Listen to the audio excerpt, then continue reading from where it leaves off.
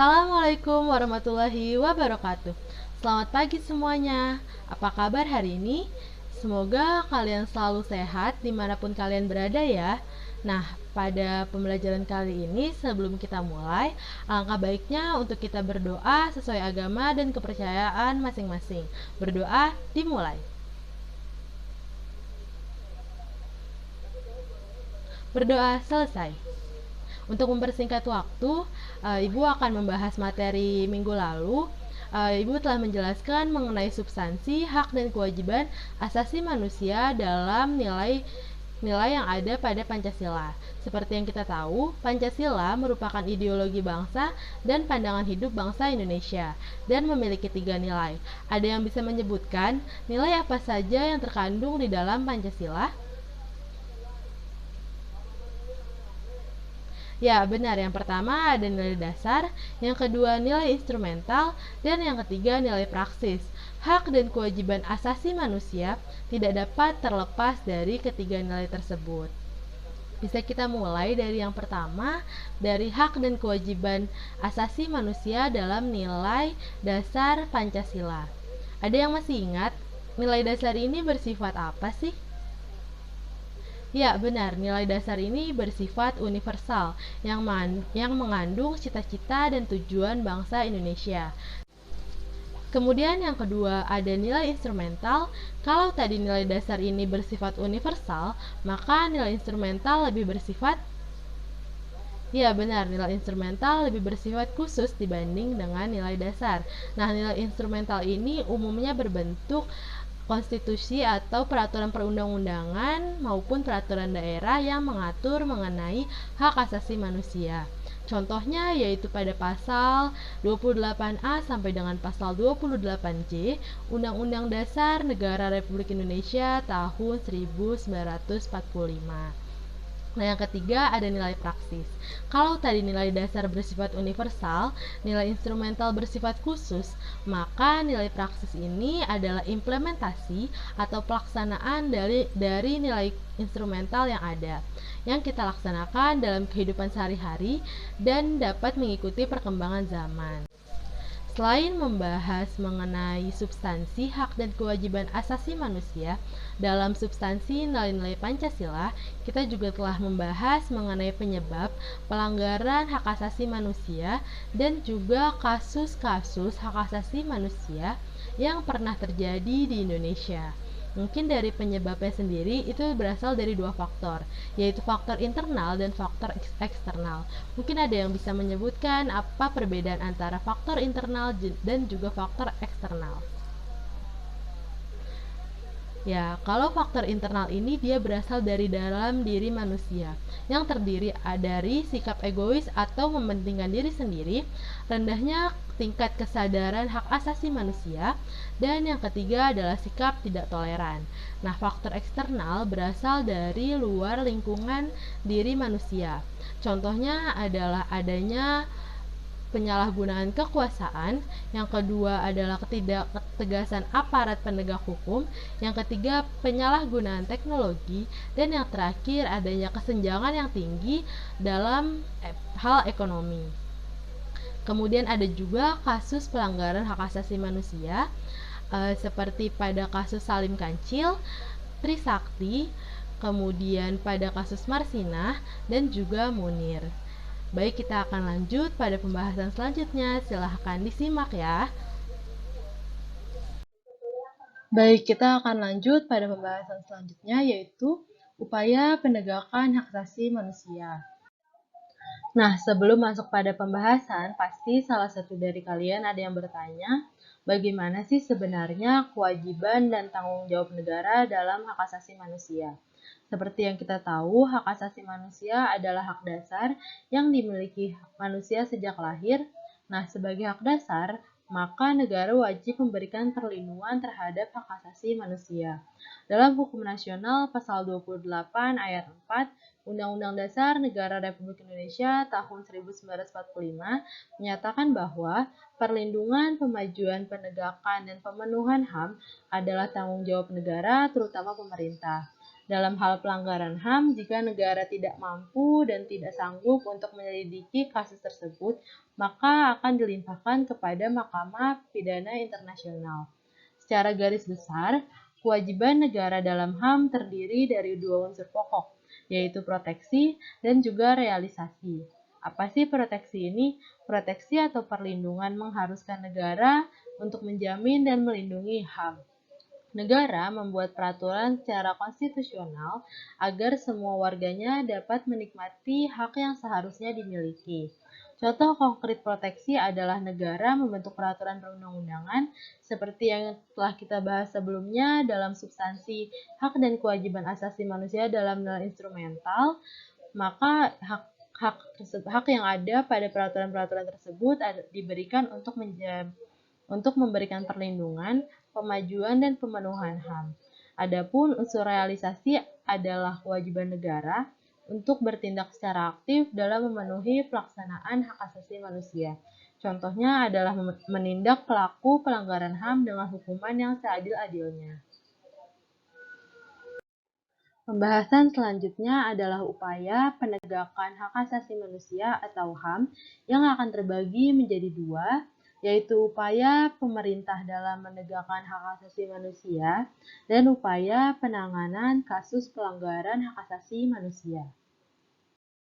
Nah, kita akan membahas yang pertama, upaya pemerintah dalam menegakkan hak asasi manusia. Semua negara di dunia tentunya sepakat untuk menyatakan penghormatan terhadap nilai-nilai hak asasi manusia yang universal melalui berbagai upaya penegakan HAM.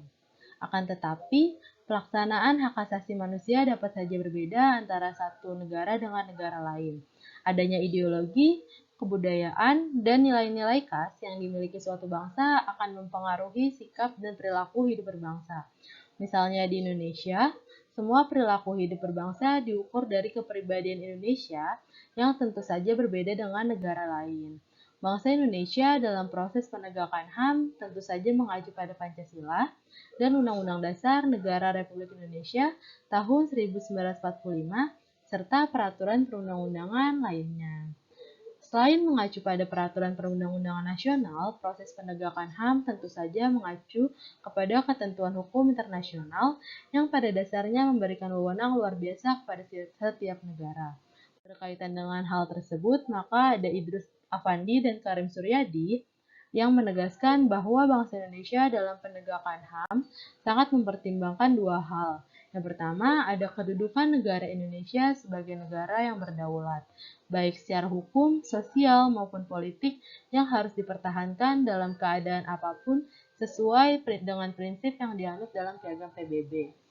Kemudian dalam pelaksanaannya, pemerintah harus tetap mengacu kepada ketentuan-ketentuan hukum internasional mengenai HAM, kemudian menyesuaikannya dan memasukkannya ke dalam sistem hukum nasional, serta menempatkannya sedemikian rupa sehingga merupakan bagian yang tidak terpisahkan dari sistem hukum nasional. Nah, pemerintah Indonesia dalam proses penegakan HAM ini telah melakukan langkah-langkah strategis. Di antaranya, yaitu pembentukan Komisi Nasional Hak Asasi Manusia atau Komnas HAM, pembentukan instrumen HAM, dan pembentukan Pengadilan Hak Asasi Manusia. Nah, langkah yang pertama adalah pembentukan Komisi Nasional Hak Asasi Manusia atau yang biasa kita kenal dengan Komnas HAM. Komnas HAM dibentuk pada 7 Juni tahun 1993 melalui Keputusan Presiden Nomor 50 tahun 1993. Keberadaan Komnas HAM selanjutnya diatur dalam Undang-Undang Republik Indonesia Nomor 39 Tahun 1999 tentang Hak Asasi Manusia, yaitu pada pasal 75 sampai dengan pasal 99. Komnas HAM merupakan lembaga mandiri setingkat lembaga negara lainnya yang berfungsi sebagai lembaga pengkajian, penelitian, penyuluhan, pemantauan, dan mediasi mengenai HAM. Komnas HAM sendiri beranggotakan 35 orang yang dipilih oleh DPR berdasarkan usulan Komnas HAM dan ditetapkan oleh Presiden. Masa jabatan Komnas HAM itu selama 5 tahun dan dapat diangkat lagi hanya untuk 1 kali masa jabatan. Di sini terdapat 4 wewenang dari Komnas HAM. Yang pertama, melakukan perdamaian pada kedua belah pihak yang bermasalah. Maka ketika ada kedua belah pihak yang bermasalah dan berkaitan dengan HAM, maka Komnas HAM ini melakukan perdamaian di antara keduanya. Yang kedua, menyelesaikan masalah secara konsultasi maupun negosiasi. Yang ketiga, menyampaikan rekomendasi atas suatu kasus pelanggaran hak asasi manusia kepada pemerintah dan DPR untuk ditindaklanjuti. Dan yang terakhir, memberi saran kepada pihak yang bermasalah untuk menyelesaikan sengketa di pengadilan. Nah, jadi setiap warga negara yang merasa hak asasinya dilanggar boleh melakukan pengaduan kepada Komnas HAM. Pengaduan tersebut tentunya harus disertai dengan alasan, baik secara tertulis maupun lisan, dan identitas dari pengadu yang benar. Nah, yang kedua ada pembentukan instrumen hak asasi manusia. Instrumen HAM merupakan alat untuk menjamin proses perlindungan dan penegakan hak asasi manusia. Instrumen HAM biasanya berupa peraturan perundang-undangan dan lembaga penegak hak asasi manusia, seperti Komnas HAM dan juga Pengadilan HAM. Instrumen HAM yang berupa peraturan perundang-undangan dibentuk untuk menjamin kepastian hukum serta memberikan arahan dalam proses penegakan hak asasi manusia. Adapun peraturan perundang-undangan yang dibentuk untuk mengatur masalah HAM adalah sebagai berikut. Yang pertama, Undang-Undang Dasar 1945 Pasal 28A sampai dengan 28J. Yang kedua, Ketetapan MPR Nomor 17 MPR 1998 tentang Hak Asasi Manusia. Yang ketiga, ada Piagam HAM Indonesia pada tahun 1998. Yang keempat, adanya Undang-Undang Republik Indonesia Nomor 39 tahun 1999 tentang Hak Asasi Manusia, yang kemudian diikuti dengan adanya Peraturan Pemerintah Nomor 1 tahun 1999 tentang Pengadilan HAM, yang kemudian dilanjut dengan Undang-Undang RI Nomor 26 Tahun 2000 tentang Pengadilan HAM. Kemudian ditetapkannya peraturan perundang-undangan tentang perlindungan anak. Contohnya adalah pada Undang-Undang Republik Indonesia Nomor 11 Tahun 2012 tentang Sistem Peradilan Anak. Dan yang terakhir adalah meratifikasi instrumen HAM internasional selama tidak bertentangan dengan Pancasila dan juga Undang-Undang Dasar Negara Republik Indonesia tahun 1945. Meratifikasi ini berarti bahwa mengambil peraturan-peraturan pada hukum internasional. Contohnya adalah Kovenan Internasional tentang hak sipil dan politik yang telah diratifikasi dengan Undang-Undang RI Nomor 11 Tahun 2005. Kemudian ada juga Kovenan Internasional Hak Ekonomi, Sosial, dan Budaya yang telah diratifikasi dengan Undang-Undang Republik Indonesia Nomor 12 Tahun 2005. Nah, selanjutnya yang ketiga ada pembentukan Pengadilan Hak Asasi Manusia. Pengadilan HAM dibentuk berdasarkan Undang-Undang Republik Indonesia Nomor 26 Tahun 2000 tentang Pengadilan HAM.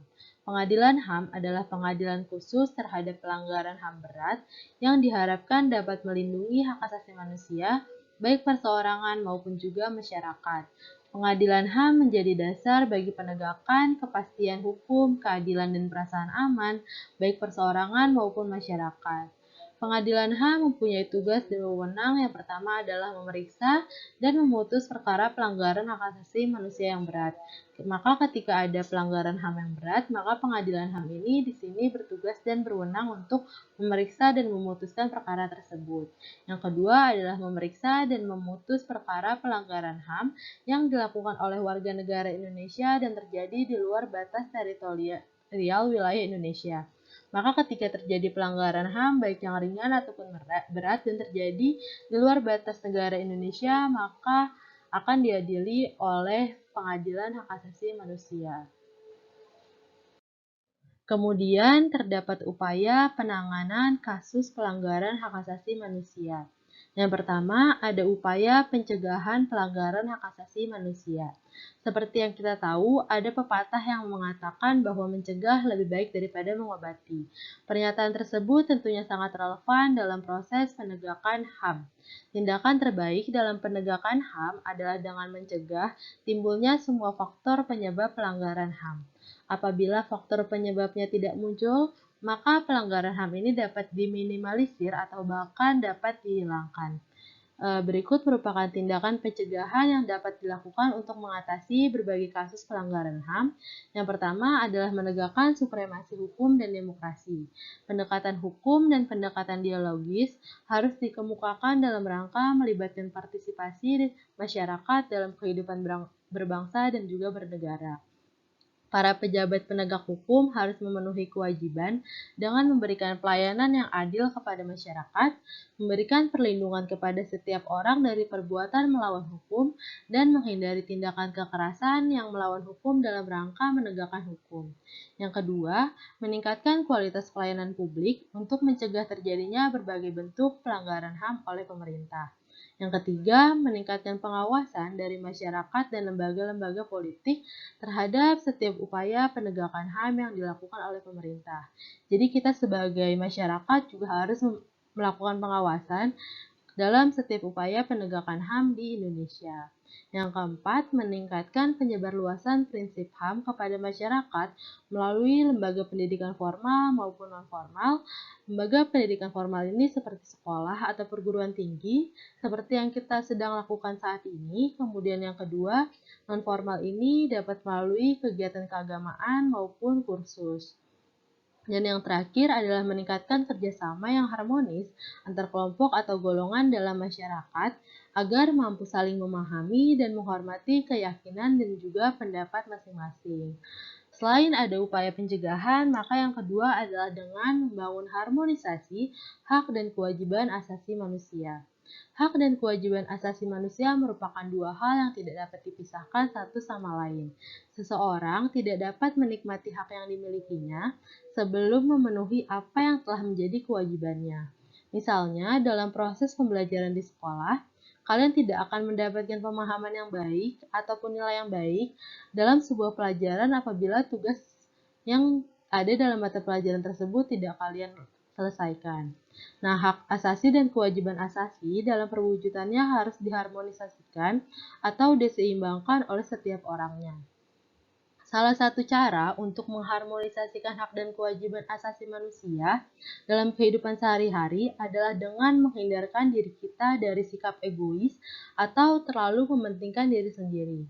Sikap egois ini dapat menyebabkan seseorang untuk selalu menuntut haknya, sementara kewajibannya seringkali diabaikan.